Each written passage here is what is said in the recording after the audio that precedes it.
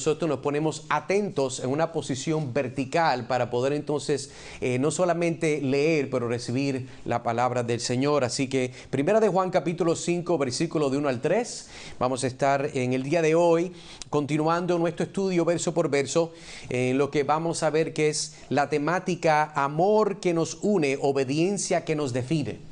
Eso es lo que vamos a estar hablando en el día de hoy. Amor que nos une, obediencia que nos define. Dice la palabra del Señor: todo aquel que cree que Jesús es el Cristo es nacido de Dios. Todo aquel que ama al Padre, ama al que ha nacido de Él. En esto sabemos que amamos a los hijos de Dios cuando amamos a Dios y guardamos sus mandamientos.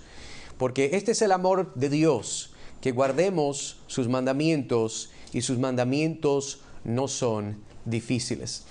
Una de las temáticas que no mucho se habla, pero creo que es muy bueno, una de las doctrinas que a veces menos se enfoca o se predica o se enseña más, es lo que es la doctrina de lo que es la conversión.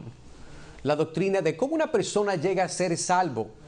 ¿Cómo es que Dios hace una obra salvífica, la cual transforma a la persona no solamente en sus cambios exteriores, sino en sus deseos, en lo que son sus convicciones, su forma de pensar, su forma de hablar, su forma de vivir la vida cristiana?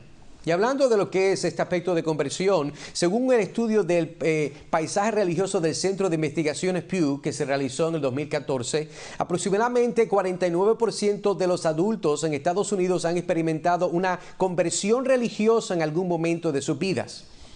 El estudio también encontró que entre aquellos que se identifican como cristianos, aproximadamente 2/3, un 67%, dijeron haber tenido una experiencia de conversión. Mientras que el tercio restante, 33%, informó haber sido criados en la tradición de fe actual.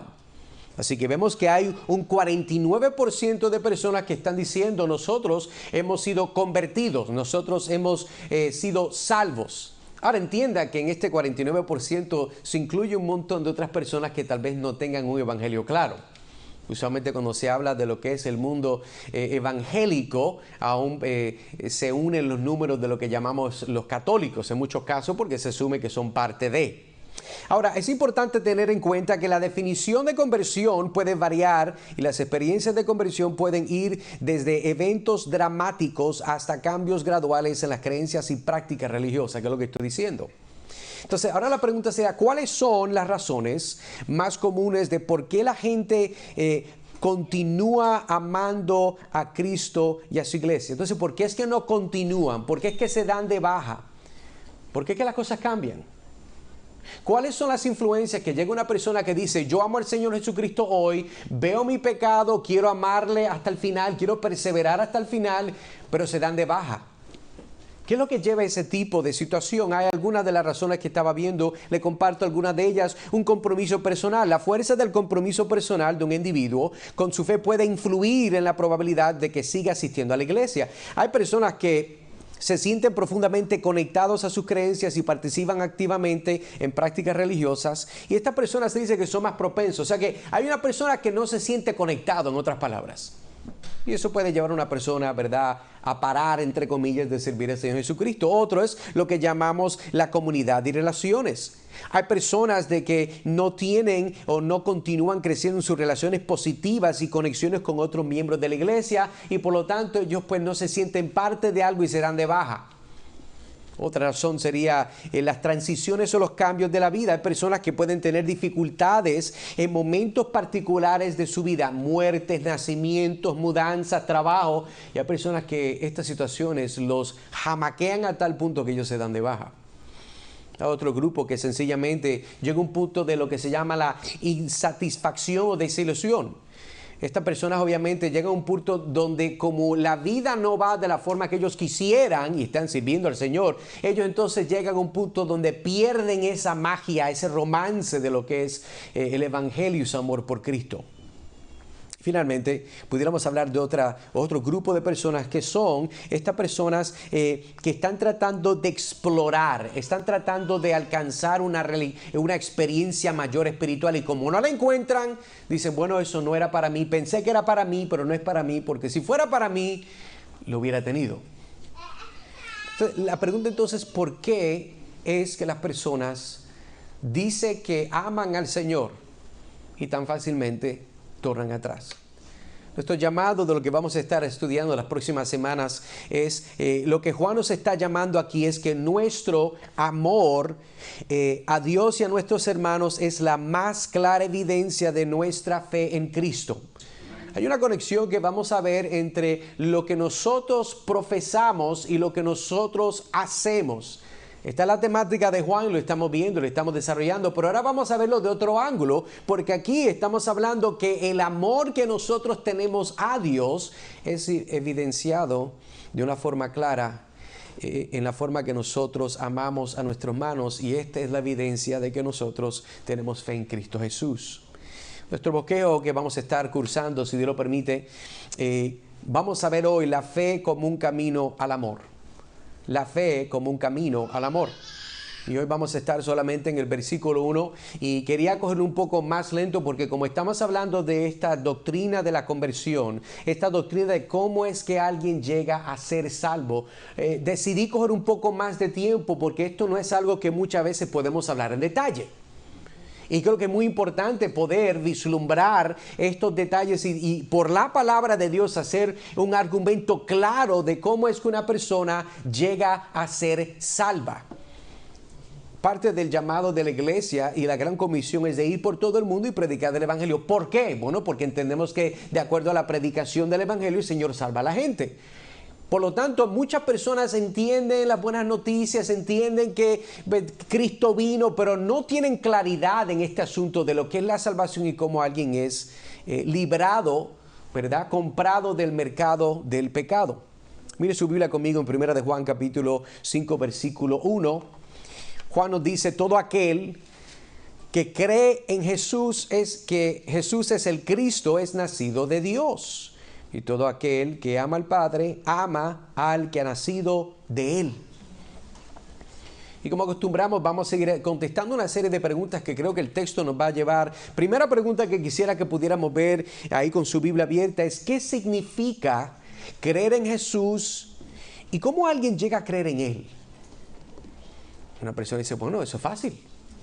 Tú vas y haces la oración del pecador, ¿verdad? Señor Jesús, Padre, perdóname por todos mis pecados. Mira que yo soy una persona tan vil.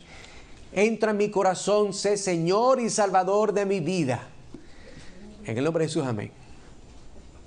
Y mire, no entienda lo que no quiero comunicar. Toda persona que es salva jamás será salva sin clamar el nombre de Dios. La Biblia nos dice, ¿verdad? Aún en la palabra clama a mí, yo te responderé. Hay un aspecto donde el Señor nos está diciendo que hay que clamar. De la misma forma, ¿verdad? Que cuando hay necesidad uno busca ayuda, la persona, no hay nadie que no haya sido redimido, que no haya clamado el nombre del Señor Jesucristo. Ahora, el contraste o el otro lado de esto es que el mundo de hoy, evangélico moderno, ha tomado la idea de la salvación y la ha reducido a esta idea de que mi salvación ocurre inmediatamente si yo hago esta oración con una definición, con un enfoque profundo, con todo el corazón, y Dios tiene que contestar. Dios tiene que hacer lo que yo le pedí, porque yo hice la oración. Yo pasé al frente, yo tenía lágrimas en mis ojos, yo genuinamente, ¿verdad?, entendí que yo no quiero ir al infierno, quiero ir al cielo, entonces obviamente voy a hacer la oración. Pero ¿será eso lo que la Biblia nos dice? ¿Qué significa creer en Jesús y cómo alguien llega a creer en Él? Y uno de los retos más grandes que las personas luchan cuando llegan a tener una claridad más profunda de las doctrinas, en particular, es lo que llaman la doctrina de la gracia irresistible, o también conocida como el llamamiento efectivo. Y esta doctrina nos enseña que Dios tiene que hacer una obra en el corazón del pecador y darle, escuche bien, darle la habilidad para poder ver a Cristo y venir a Él. Escuche bien, tiene que darle la habilidad. Estamos hablando de qué significa creer y cómo entonces que usted va a creer en Cristo. Estamos tratando de ir, como que dice, al génesis de esta doctrina para entender que como comienza llegamos entonces a la idea de creer en Jesús y vamos entonces a ver qué significa creer en Él. Para eso entonces podemos ver a Juan capítulo 6, versículo 44, donde Jesús dice, nadie puede venir a mí. Escuche bien, está hablando de la habilidad total. Nadie tiene la habilidad, nadie puede venir a mí si no lo trae el Padre que me envió y yo lo resucitaré en el día final. La palabra que nosotros conocemos aquí en este verso que dice trae, el lenguaje original tiene un sentido de un poder efectivo. No es sencillamente de que te voy a traer porque, por ejemplo, cuando usted dice a su hijo, su hija, y si son menores, obviamente espero que esto no sean los mayores, sería algo, ¿verdad?, embarazoso. Usted los lleva de la mano, los está tratando de llevar, ¿verdad? Casi a veces, dependiendo si hacen berrinches o no, es como arrastrarlos. Mire, yo estoy trayendo a mi hijo para que... Esto no es lo que... Cuando está hablando de trae, no está hablando de eso. Está hablando de un poder efectivo de tal magnitud que cuando dice aquí nadie puede venir a mí si no lo trae el Padre, no es que el Padre arrastra a la gente a que amen a Cristo. No. Este traer nos está hablando de un poder milagroso que ocurre como la obra de Dios efectivamente siendo ejecutada en la vida de una persona, el llamado de Dios a través del Evangelio. Nosotros podemos escuchar el Evangelio y odiarlo, pero ese odio totalmente cambia y desaparece cuando llegamos a ser salvos. Tenemos una nueva voluntad, ahí está la clave, tenemos una nueva voluntad que desea amar lo que Dios ama y odiar lo que Dios odia, pero eso no sucede hasta que el Señor nos dé vida. Y de esa forma se puede mejor entender que, ¿qué es lo que dice? Si no lo trae el Padre.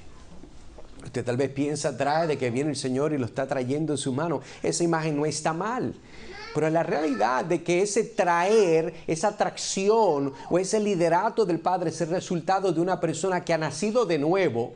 Y esa persona va a ejecutar una voluntad renovada, un corazón nuevo que quiere seguir a Cristo. Y comienzo con esta parte porque para correctamente entender esta idea que Juan está presentando cuando dice todo aquel que cree, eso es lo que decía nuestro verso, todo aquel que cree que Jesús es el Cristo requiere un entendimiento que nos da un contexto claro. ¿Cómo es que alguien puede llegar a creer en Jesús como el Hijo de Dios?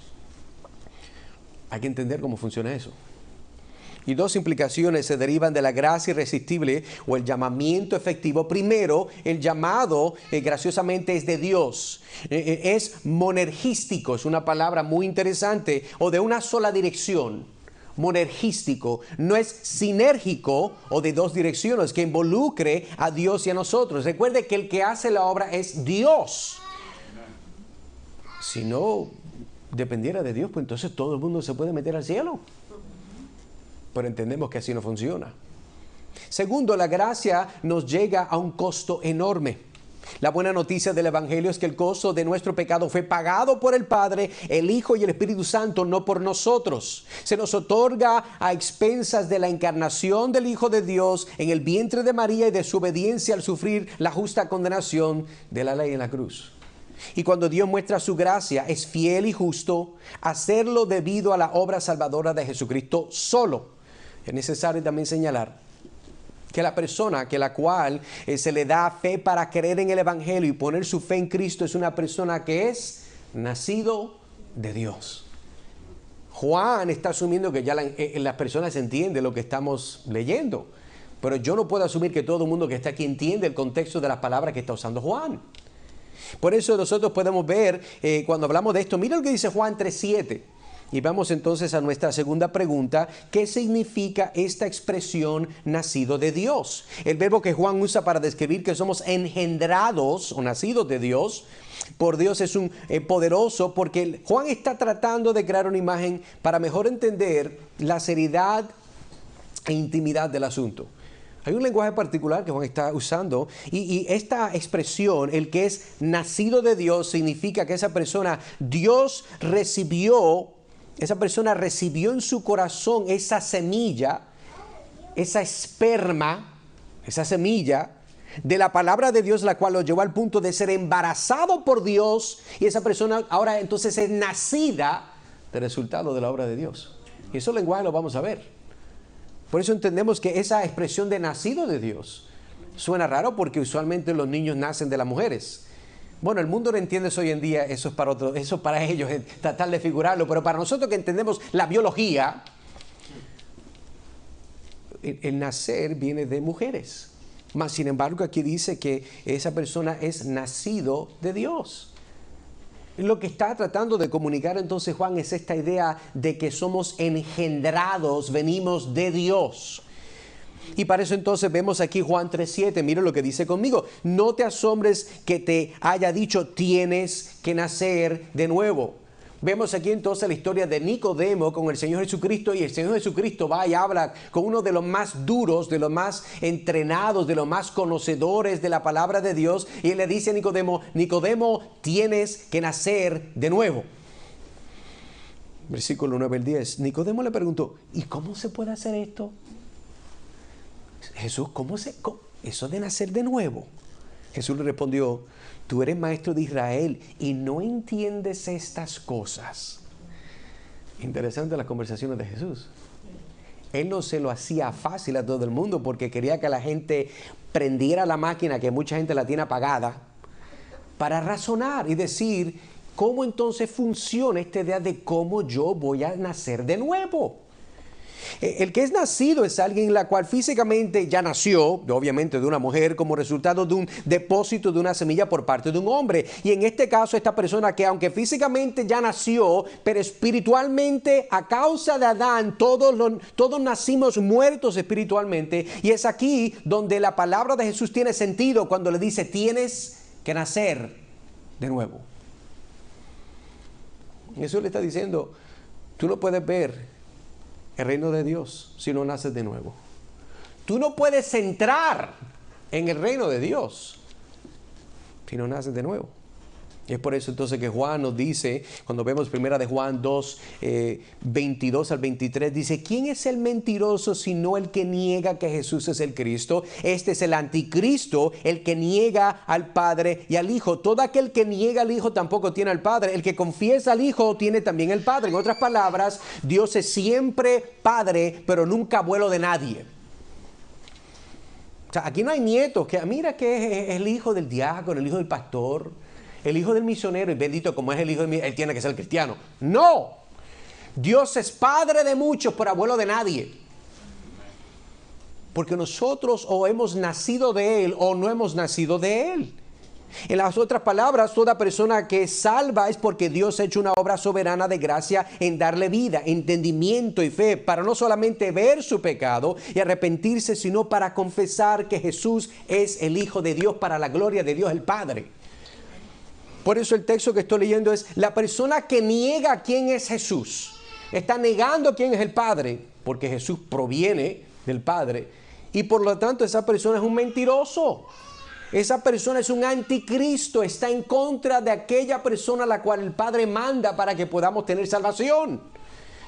Así que entendemos que es importante ver en el texto, hermano, mientras hacemos estas preguntas y las contestamos, ¿cuál es el argumento? ¿Qué es la idea que Juan nos está llevando, como quien dice, de la mano a entender? Los únicos, entiende algo, los únicos que niegan esta realidad universal y objetiva son los que son anticristos. ¿Qué verdad? Bueno, que Jesús es el Hijo de Dios, de que es el Salvador, Él es todopoderoso. Esas personas que niegan esas verdades, esas personas son anticristos. Estas personas muestran que son hijos del diablo, pero no son hijos de Dios. Por eso todo el mundo, hay momentos donde las personas hablan y dicen, no, aquí es que todo el mundo es un hijo de Dios. Bueno, todos somos producto de la gracia de Dios, de un aspecto creacional. Hemos nacido de la forma que Dios ha querido que nosotros naciésemos, pero al mismo tiempo hay que entender que no todos nosotros no somos todos hijos de Dios. Si usted no se ha arrepentido de sus pecados y ha puesto toda su fe en Cristo Jesús en base a la obra que Él presentó en la cruz, usted no es hijo de Dios. Hermano, pero eso suena tan fuerte. Yo no entiendo cuál es el problema. Decía alguien que el que se picó es porque ahí comió. Eso dice mucho más de usted y no de lo que la palabra dice. Pero hay que entender qué es lo que la palabra de Dios, el Espíritu Santo a través de Juan nos está llevando a entender. Pregunta número 3, ¿por qué es que la fe es un don de Dios? ¿Por qué? Bueno, continuamos viendo y es necesario entender que la fe no es algo que se compra, la fe no es algo que se gana, la fe no es algo que se adquiere, la fe no se puede robar. Usted no la mete, ¿verdad?, en un lugar perfecto y le pone unas cadenas. No, eso no es posible. La fe es un don de Dios y la palabra de Dios la muestra de varias formas. Y quisiera mostrarte estas varias formas en las Escrituras, que son unas imágenes para describir y mostrarnos la fe. Esto es parte de nosotros tener una claridad de esta idea de conversión. Queremos entender cómo alguien entonces es salvo, esa persona es salva, pero hay que ver entonces y entender los aspectos de qué es la fe, qué es un don, por qué Dios lo da. Primero, la fe es mostrada por la palabra de Dios como un regalo o un don. Por eso vemos en Efesios capítulo 2, versículos del 8 al 9, dice: porque por gracia ustedes han sido salvados por medio de la fe, y esto no procede de ustedes, sino que es don de Dios, no por obras, para que nadie se gloríe. Vemos que la palabra nos presenta que la fe es un don, un regalo que Dios nos da. Y nota que la salvación a causa de la gracia de Dios es únicamente. O sea, esta idea de que la salvación es el resultado de la gracia de Dios. No se habla de usted nada. Y lo que se habla de usted en el texto dice: no por obras, para que nadie se gloríe. En otras palabras, si este aspecto de la salvación fuera el resultado de su de ejercicio, de querer salvarse, de querer meritar algo, pues entonces Dios no es totalmente soberano y Él compartiría su gloria. Y ahí dice que no es por obras para que nadie tome crédito. Gloria es otra palabra, un sinónimo a la idea del crédito. Nadie puede tomar crédito de algo que no da. Entonces, cuando entendemos esto, por eso es que nos dice que no procede de nosotros, sino que en contraste es un don de Dios, y Dios no comparte su gloria, crédito con nadie. ¿Por qué? Porque su salvación es soberana, su salvación es gratuita, y eso nadie lo podrá hacer, solamente Dios. Segundo, entonces vemos que la fe es descrita como algo que fue otorgado a nosotros por amor a Cristo. Filipenses capítulo 1, versículo 29. Porque a ustedes se les ha concedido por amor de Cristo, no solo creer en Él, sino también sufrir por Él. Pablo aquí nos está describiendo que en este don de Dios es uno la cual se nos ha concedido no por amor a nosotros, sino por amor a Cristo. ¿Y por qué es tan importante esto, amados? ¿Por qué es importante entender este aspecto, este detalle? Bueno, el motivo más grande de Dios de salvarnos no fue porque somos tan hermosos, tan inteligentes, tan únicos, tan talentosos. El motivo más grande la cual Dios, el Padre, eligió salvarnos a nosotros fue una demostración de amor a su Hijo Jesucristo, la cual el Padre le prometió darle una novia, la cual sería es el caso. Dios le va a dar una mujer, una novia, para que Él se case. Él elige a un grupo de personas que son ese cuerpo. Ese es el deseo de Dios. Por eso es que este texto es tan hermoso. Mire lo que dice: porque ustedes se le ha concedido.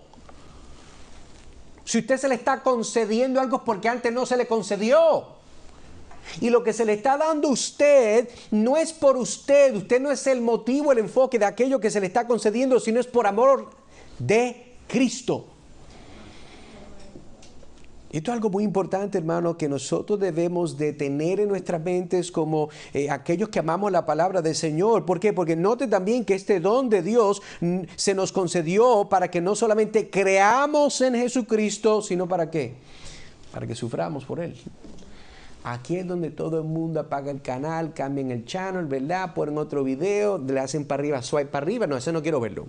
Ese no me gustó. Me llama la atención que la forma que el mundo ve a la iglesia evangélica. ¿Cómo la ven? Bueno, como las iglesias falsas presentan la salvación como lo único que te falta en tu vida. Escúchalo bien. Esta es la forma que ellos nos mercadean, no directamente, pero indirectamente lo que están diciendo es esto. Mira, ya tienes trabajo, ya tienes el cónyuge perfecto, los hijos perfectos, la casa perfecta, el carro perfecto, vacaciones perfectas, estás en shape, perdiste las libritas, te ves bien lindo para ir a la playa. ¿Sabes qué? Pero lo único que a ti te falta en el arbolito de Navidad de tu vida es a Cristo. Esa es la forma que el mundo presenta las falsas iglesias con falsos evangelios. Eso es como presentan, de esa forma presentan a Cristo. Hermanos, no. Amigos, no. Nosotros se nos ha concedido no solamente creer en Cristo, sino de también sufrir por Él y por su causa. Por eso vemos entonces en Juan 15:20, acuérdense de la palabra que yo le dije. Está hablando el Señor Jesucristo, escuche bien. Un siervo no es mayor que su Señor. Si me persiguieron a mí, dice Jesús, también los perseguirán ustedes. Si guardaron mi palabra, también guardarán la de ustedes. Cristo está haciendo una declaración muy poderosa aquí. Está diciendo, mira, ustedes no son mayor que yo. Jamás, obviamente. Y Él está diciendo, como ustedes no son mayor que yo, si a mí me la han hecho difícil, si a mí me están atacando, si a mí me van a estar, hay bochinches dando vueltas de mí que son mentiras. Como decía Trump, fake news. Si hay noticias de mentira, no legítimas que andan por ahí, lo hicieron conmigo, dice Jesús. ¿Usted cree que no le va a pasar a usted? ¿Y por qué es importante entender esto? Bueno, porque estamos hablando en base a Filipenses 1:29, que no solamente se nos ha concedido por amor de Cristo, no solo para creer en Él, sino para sufrir con Él. Y entonces vemos este texto para poder sostener esa declaración. Tú no puedes amar a Jesús y no sufrir con Él. Con permiso. ¿Usted no entendió quién es Jesús?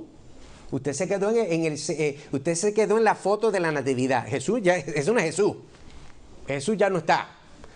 Jesús creció. Ese Jesús se manifestó como un hombre total y fue a la cruz. Usted piensa que todavía está, ¿verdad?, en la Navidad con el camellito y la vaca y los, ¿verdad?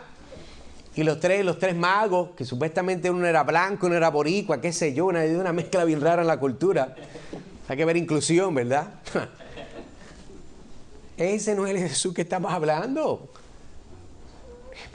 Nosotros somos llamados a no solamente creer en el Evangelio, arrepentirnos, poner nuestra fe en Cristo, pero eso se nos ha concedido para creer en Él, pero también para sufrir con Él. Y eso, hermano, hay que aceptarlo. Por eso, 1 de Pedro capítulo 4, versículo 3 dice, antes bien, en la medida en que comparten los padecimientos de Cristo, dice Pablo, regocíjense para que también en la revelación de su gloria regocijen con gran alegría. ¿Qué es lo que está diciendo Pablo? Pablo está diciéndole a esta iglesia, hermanos, de la medida que ustedes están pasando un mal rato, están pasando situaciones difíciles, están matando a sus parientes, están llevándolos en la cárcel, están tirando a sus familiares, ¿verdad?, a la arena, como lo hacían en Roma, con los gladiadores para matar a sus hijos. Esto está pasando. De la misma forma que ustedes están compartiendo los padecimientos de Cristo, regocíjense. Es un mandato. No es una opción. Regocíjense, ¿por qué? Porque de la misma forma que ustedes están padeciendo en los sufrimientos, ustedes también van a ser parte de recibir esa gloria cuando Él regrese en su gloria. Si compartimos los padecimientos de Cristo, nosotros entonces también compartimos la gloria cuando sea revelada con Él. Tercero, la fe es un don, la cual tiene un autor y es nuestro Señor y Salvador Jesucristo. Hebreos 12:2.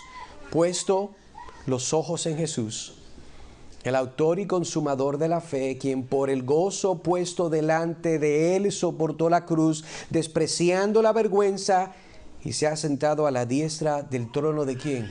El trono de Dios.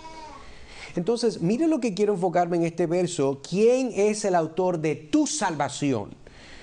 ¿Quién es el que determinó a dónde ibas a nacer? ¿Quién determinó quién serían tus padres? ¿A dónde irías a la escuela? ¿Cuáles serían los sufrimientos que tendrías que atravesar? ¿Quién decidió eso? ¿Quién determinó que tal vez fueras salvo a una edad más adulta y no cuando eras más niño? Dice aquí, puesto los ojos en Jesús, el autor y consumador de la fe. Jesús, hermanos, es el autor y consumador de tu fe. Pero esa fe no está sola, no es una fe la cual solo era para salvarte. Esa fe tenía orgánicamente una conexión predeterminada por Dios en todos los eventos de tu vida, los buenos y los malos. Y la bendición de este texto es entender que el que inició tu vida física y ahora tu vida espiritual es el que garantiza que llegarás hasta el final.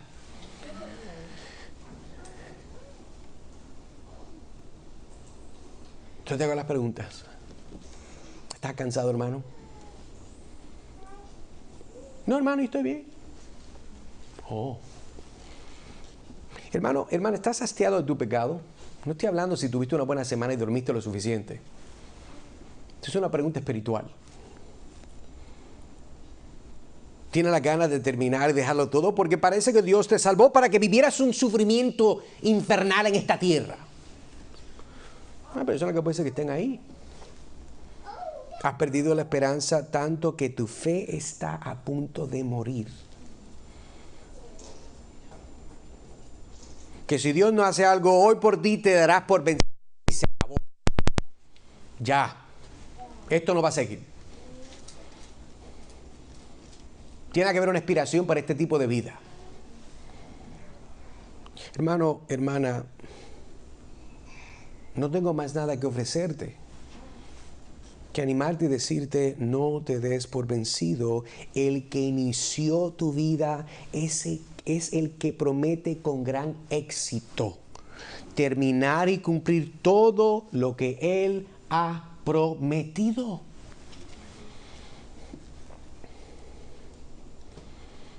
Es que a nosotros parece que nos gusta morirnos al medio de la historia. Mire, usted ha leído la Biblia, lee el final. Jesús ganó.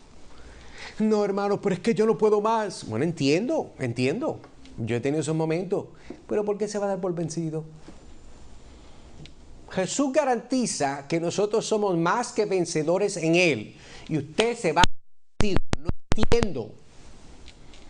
Hermano, que usted no sabe los problemas que yo tengo. Es cierto, yo no lo sé. Pero sus problemas son más grandes que lo que Cristo le promete a usted en gloria. ¿De verdad? No, imposible, jamás. Hermano, tenemos que seguir. No te rindas. Sigue hacia adelante. Amén. Levántate hoy, mira a Cristo y sigue confiando en Él. Eso es lo que la palabra de Dios nos está llamando. Amén. Es por eso que nosotros venimos a adorarle, porque Él es digno de toda alabanza, Él es digno de toda gloria. Nosotros no venimos aquí porque nos vamos a sentir bien bonitos cantando y aplaudiendo, leyendo confesiones. Nosotros venimos a adorar a Cristo. Metas, hermano, eso en la cabeza. Nosotros a veces venimos ya programados a hacer algo, pero Cristo no está en ningún lugar de esa programación. No se confunda. Aquí vamos a hacer lo mismo todos los domingos. Pero venimos a hacer lo mismo todos los domingos con un corazón y una intención pura y fresca para ese día. Amén.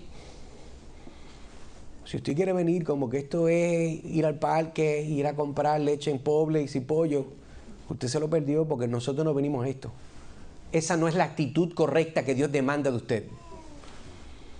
La actitud que Dios demanda es una de total rendimiento para adorar a aquel que resucitó al tercer día, derrotó el diablo y la muerte y ahora está a la mano derecha del Padre. Amén. Pero es cuando perdemos de vista ese Cristo, que ya cuando estamos en medio del problema, me voy a dar de baja. Sí, porque el mundo tiene mejores cosas que ofrecer, ¿verdad? No. Tenemos que seguir hacia adelante, hermanos, batallando y confiando en el Señor. Número 4, ¿por qué el que ama al Padre ama a otros cristianos? Seguimos en el verso. Estoy en el versículo 1 todavía. ¿Por qué el que ama al Padre ama a otros cristianos?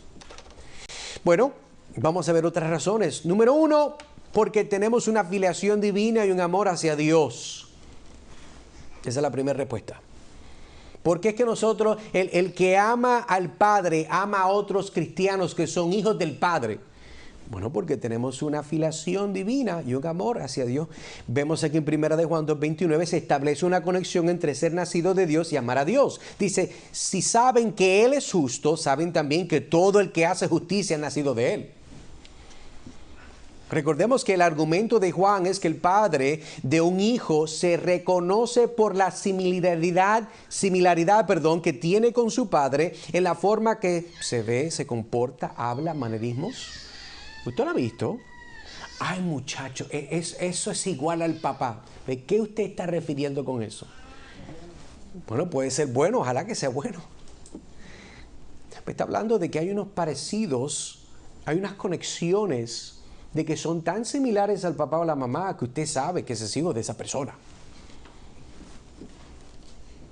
Entonces, no hay nada más frustrante, ¿verdad?, que una pareja que está esperando un bebé, que cuando nazca se parezca más a uno de los padres que el otro. Eso es normal, eso va a pasar, y mientras el tiempo, ese niño, esa niña crece, pues tiene momentos donde se parece más al papá, se parece más a la mamá, y sigue, ¿verdad?, esa frustración. Ahora, otra cosa es que dos padres latinos de complejo de piel canela, cuando nazca el bebé es un chinito con una piel blanquita. Hay un problema ahí. Exagero para hacer mi punto. Por eso, hermano, que nuestra filiación es una que está mostrada en la forma que nos relacionamos con la justicia de Dios. Por eso, 1 de Juan 3:9 nos dice a nosotros, ninguno, escuche, ninguno, métaselo en la cabeza, escríbalo, póngale con un marcador amarillo, ninguno que es nacido de Dios practica el pecado. Bueno, vamos a definir eso. Hermano, pero eso no es cierto, los cristianos pecan. Sí, no estamos hablando de que el cristiano no va a pecar. La forma que Juan usa la palabra práctica es un estilo de vida. Hay cosas que usted practica todos los días. Usted se levanta, hace su cama, si no, hágala. Usted va al baño, se lava los dientes, se baña, pasa vacuum, limpia. Bueno, hay cosas que usted va a hacer. Esa es su práctica.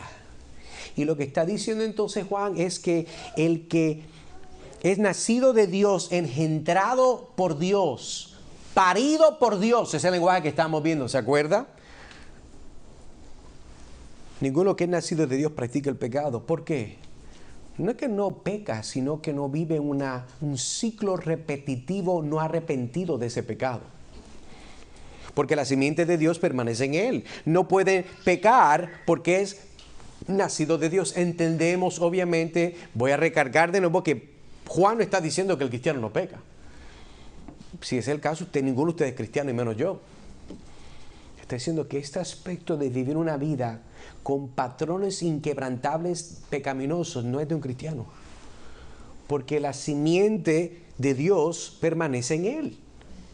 Y eso es lo que estamos viendo. Por eso cuando hablamos de por qué el que ama al Padre ama a otros cristianos, entonces continuamos con otra respuesta. ¿Por qué? Porque es que el que ama al Padre ama a otros cristianos. Porque Jesús nos manda a hacerlo. Sencillo. Primera de Juan 3:23 nos presenta el mandamiento de amar unos a otros, y este es su mandamiento, que creamos, entienda bien, el mandamiento tiene unos aspectos claros. Que creamos en el nombre de su Hijo Jesucristo, número 1, eso es parte del mandamiento. Número 2, y que nos amemos unos a otros. Ahora entienda, no es como a ti te da la gana, ese es el problema, sino como Él nos ha mandado. Así que el mandamiento es que creamos en el nombre de su Hijo Jesucristo, pero que nosotros nos amemos los unos a los otros como Él. Mire, el estándar ahora está bien alto. Él murió por los que Él amó. Es más, es imposible amar a Cristo y amar como Él amó si nosotros no creemos en Él. Hágase la pregunta, ¿de qué vale obedecer un mandamiento de creer en Cristo y no obedecer el resto de sus mandamientos, los cuales son la evidencia legítimamente que hemos creído en Él? Yo creo en Cristo, pero ama a los hermanos. Bueno, sí, yo los amo.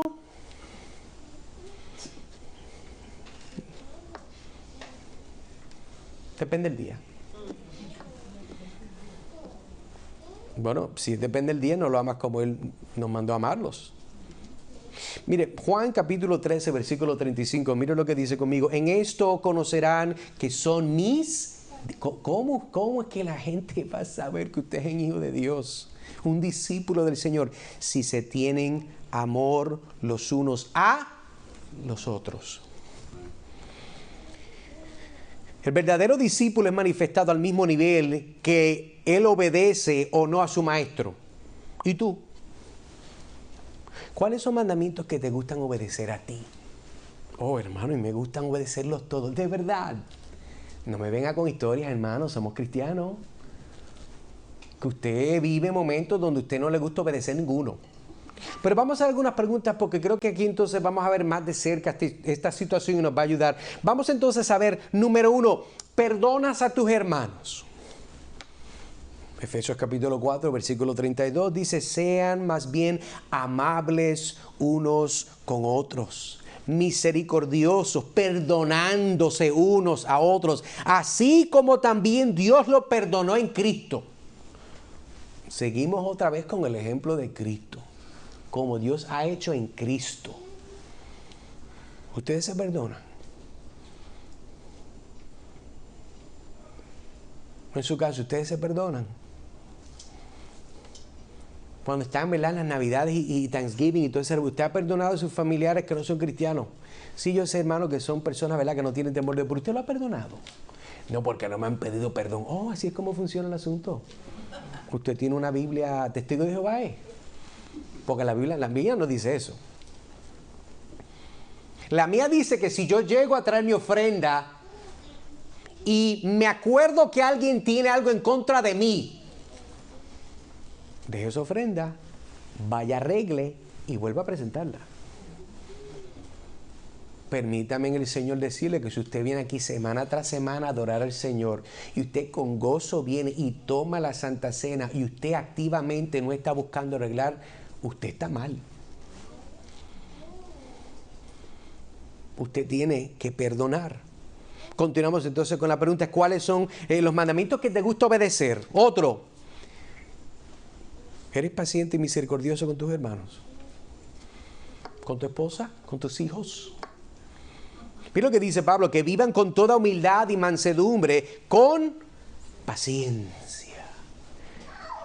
Hay personas que no lo van a leer como yo lo leí. Con paciencia. Con paciencia. ¿Con qué? Con paciencia. Parece que estornudaron. Salud. Con paciencia. Con paciencia. Soportándose unos a otros en amor. ¿Te gusta? ¿Ese te gusta, hermano? ¿O ese solamente los miércoles? Hay menos gente, estoy menos irritable. No. Nosotros debemos ser pacientes y misericordiosos con todos. Ese es el ejemplo que la palabra de Dios nos da. ¿Tienes la práctica de mentirle a tus hermanos? ¿Tienes la práctica de mentirle a tus familiares, a tus vecinos, a tus hijos, en tus negocios? Colosenses 3:13 dice, soportándose unos a otros y perdonándose unos a otros. Si alguien tiene queja contra otro, como Cristo los perdonó, así también hagan ustedes. Bueno, nosotros tenemos que perdonar. Nosotros tenemos que entonces hacerlo los unos a los otros. Para estar quejándose de otras personas. Póngase a orar más. Apague el televisor, apague la pantalla. Acuéstese a dormir más temprano. ¿Sabe por qué nosotros lidiamos con muchos problemas en nuestra vida, hermano? Porque tenemos muchas influencias y la más predominantemente, usualmente, no es la oración y no es la palabra de Dios. El mundo, el diablo, las redes sociales, que fulano de tal, que si el gordo y la flaca, si don Francisco, bueno, don Francisco ya se fue, ya no existe. Pero todo el mundo tiene algo que decir y usted lo escucha. Pero usted no tiene idea de lo que dice la Biblia de su asunto. ¿Te quejas de tu hermano cuando no está de frente? Santiago 5:9. Sí, porque nosotros somos, mire, hermano, nosotros como personas y como latinos, nosotros nos quejamos mucho. Nosotros sí que para hipócritas hacemos el rol número 1. Hermanos, no se quejen unos contra otros. ¿Por qué, hermano Santiago? Bueno, para que no sean juzgados. Ya el juez está a las puertas. Para estar murmurando. Se lo digo, mire, se lo digo así, mire, así con una voz bajita. Cállese la boca. Haga lo correcto. Alguien decía una vez, si usted no tiene nada que decir, no diga nada. ¿Es cierto? No diga nada. Pero es que yo se lo dije a mi esposo solamente. No le digan a su esposa tampoco. Usted no sabe, ¿verdad? Que usted le dice eso a su cónyuge y usted le está dañando la cabeza a esa persona. No haga eso. Ore por esa persona. Otro que es bien bueno. Encuentras gozo en ser hospitalario. Hay personas que no. Yo me acuerdo una vez de un hermano que yo quiero mucho, y es un hombre cristiano, y yo nunca entré en su casa. Y no estoy molesto, pero esto es bien curioso. Nunca entré. Mujer, hijo, es un misterio. El mismo misterio que yo tengo en algún día, si fuera real, ir a la cueva de Batman y ver lo que hay. Nunca entré en la casa de este hermano. Y es un hermano, buena gente, sencillamente no se nos ha dado el tiempo, no hemos empatado. Yo estoy diciéndole lo mejor. Estoy pensando lo mejor. Hermano, mira lo que dice 1 Pedro 4:9, sean hospitalarios los unos para con los otros, sin murmuraciones. Es que a este Pedro le gusta tirar duro. Pero claro, este mismo Pedro que tenía mala puntería. Se le bueno para tirar, pero no las pega siempre, pero ahora las pegó. Sean hospitalarios los unos con los otros. ¿Por qué usted cree que Dios usa un hombre de Dios para decir eso? Porque la gente no lo hace. ¿Usted no lo hace? ¿Por qué? Es que, hermano, usted sabe que es que a mí no me gusta limpiar. A mí tampoco. A mí tampoco me gusta limpiar. Pero con ese mismo gozo yo dejo que usted venga a casa. Y vamos a seguir haciendo parties todas las veces que venga a casa. Hermano, lo que usted tiene, Dios se lo ha dado a usted. No hay nada que usted tiene que no es suyo. Usted y yo somos administradores de los dones y las bendiciones de Dios. Usted se va a llevar su casa al cielo. Usted se cree que es uno de los faraones de Egipto que se va a llevar todos los diferentes, ¿verdad? Las cajas de oro y lo... Mire, no sea ignorante, usted sabe que eso no pasa. Pero a veces nosotros vivimos como si fuera. Una más. Oras por tus hermanos, pero solamente en el grupo pequeño. Sí, porque nosotros oramos los unos por los otros en el grupo pequeño los miércoles. Pero de ahí en adelante no oramos más nada. Nuestros amores son bien intensos los miércoles, pero solamente los miércoles. Por tanto, confiésense sus pecados unos a otros y oren unos por otros para que sean sanados. La oración eficaz del justo puede lograr mucho. Usted sabe que puede ser posible que hay hermanos nuestros que Dios no los ayude y Dios no los saque de una situación porque usted no ora por ellos. Sí, porque la Biblia dice, ¿qué dice ahí? La oración eficaz del justo puede mucho. ¿Y cómo es que puede mucho esa oración eficaz? Bueno, porque Dios usa medios y la oración es un medio que Dios usa. Y si nosotros usamos los medios de gracia como es la oración, eso tiene un poder grande, porque Dios entonces continúa moviendo su voluntad por medio de las oraciones, las peticiones de su pueblo. Pero continuamos entonces contestando la pregunta, ¿por qué el que ama al Padre ama a otros cristianos? Número 3, a causa del amor que existe entre el Padre y el Hijo. Primera de Juan 4:17, en esto se perfecciona el amor en nosotros para que tengamos confianza en el día de juicio, pues como Él es, así somos también nosotros en este mundo. Nosotros amamos a los hermanos porque esta es una de las formas en la cual imitamos a Dios. Decía el pastor MacArthur, nosotros cuando más imitamos a Dios es cuando perdonamos, pero también es cuando amamos. Porque usted no puede perdonar a alguien que usted no ama. Sí, hermano, pero yo puedo perdonar a alguien que me ofendió y no es una persona cercana, no es como mi hijo o mi hija. Sí, pero tienes que amarlo. Dios nos amó, por lo tanto nosotros le amamos a Él. Y la Biblia nos dice que hay que amar hasta los enemigos, dice la Biblia. Hay que amar. Hay que amar. Le hago la pregunta, antes de esto, la idea que entonces Juan nos está presentando es esto: por cuanto Jesús es así, ustedes también serán como Él, ya que ambos tienen el mismo Padre. ¿Lo que está diciendo? Pues como Él es, así somos también nosotros en este mundo. Entonces la pregunta sería, ¿usted cree que Cristo le tenía miedo a su Padre Celestial? Jesús estaba como... No. ¿Usted cree que Cristo cuando estaba en la tierra se comunicaba con el Padre con una conciencia sucia? No, porque Él era santo. Nosotros no somos como Él. De tal forma nosotros debemos de tener seguridad de quiénes son hijos de Dios a causa de la obra del Padre en Cristo Jesús. Por eso 1 de Juan 2:6 dice, el que dice que permanece en Él, Cristo, eso yo lo añadí para que usted entienda, está hablando de Cristo, el que permanece en Él, en Cristo, debe andar como Él, Cristo anduvo.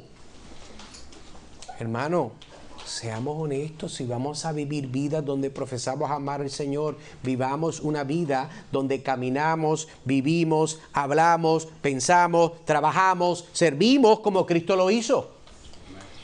Con una actitud santa, pura, íntegra, con amor total. Dios nos llama a ser santos porque Él es santo, dice la Escritura. ¿Por qué el que ama al Padre ama a otros cristianos? 4, porque seguimos el ejemplo del Padre. ¿Cuál es el ejemplo del Padre? Ya estamos aquí terminando. En esto se manifestó el amor de Dios en nosotros, en que Dios ha enviado su Hijo unigénito al mundo. ¿Para qué? ¿Por qué lo mandó? Aquí está el propósito, para que vivamos por medio de Él. En que esto consiste el amor, dice Juan. No en que nosotros hayamos amado a Dios, sino en que Él nos amó a nosotros y envió a su Hijo como propiciación por nuestros pecados. Nosotros habíamos predicado esto unas semanas atrás. Hermanos, de la misma forma que el Padre nos amó y manifestó ese gran amor en mandar a su Hijo, tú y yo debemos con una pasión evangélica decidir amar a nuestros hermanos. Escuche bien. Habrá momentos donde su hermano y su hermana puede ser que le van a caer mal. Yo asumo que estoy hablando con adultos. Ok. Habrá momentos donde su hermano y su hermana le van a ofender y puede ser que le falte respeto. No a propósito, pero lo va a pasar. Habrá momentos donde no sentirá el tierno y caluroso amor de su familia a causa de muchas razones, y su pecado puede ser una de esas razones, aún en la iglesia. Pero hermano, con todo esto, entienda bien, escuche bien, tenemos que seguir hacia adelante. Si usted no está amando como tiene que amar, arrepiéntase, arregle cuentas con Dios y comience a hacerlo de una forma bíblica. Tenemos que seguir, hermano, mostrando un perdón que solamente viene de parte de Dios por medio de la asistencia del Espíritu Santo. Dios nos llama a amarnos, pero nunca nos llamó a amarnos con toda perfección. ¿Entiende la diferencia? Hay personas que creen, no, hermanos, que yo no puedo amar como Dios. Eso Dios lo sabe. Dios no está llamándolo a amar como Él ama. Créame. Es un trabajo muy grande para usted y para mí también. Pero Dios nos llama a ejercer la voluntad, a ejercer el deseo de amar, de servir sacrificialmente. Y por eso, hermanos, tenemos que hacerlo. Y hermano, hermana, con el amor de Dios y bajo la autoridad bíblica de Dios, permítame confrontarle y recordarle que en el reino de Dios vivimos, hablamos, actuamos y servimos, pero no como se nos da la gana. En el reino de Dios hay un rey, se llama Jesucristo. Por tanto, se lleva a cabo las cosas como Él dice. Mira lo que dice finalmente Pablo, 1 Corintios 10:31.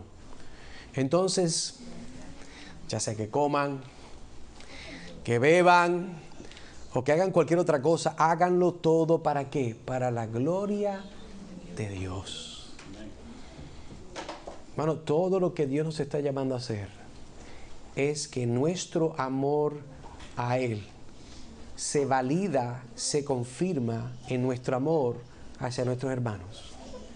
Y cuando hacemos eso, nosotros entonces también mostramos que lo amamos a Él, porque todo que es parido por Él, igual que nosotros, los amamos, como que tenemos el mismo Padre.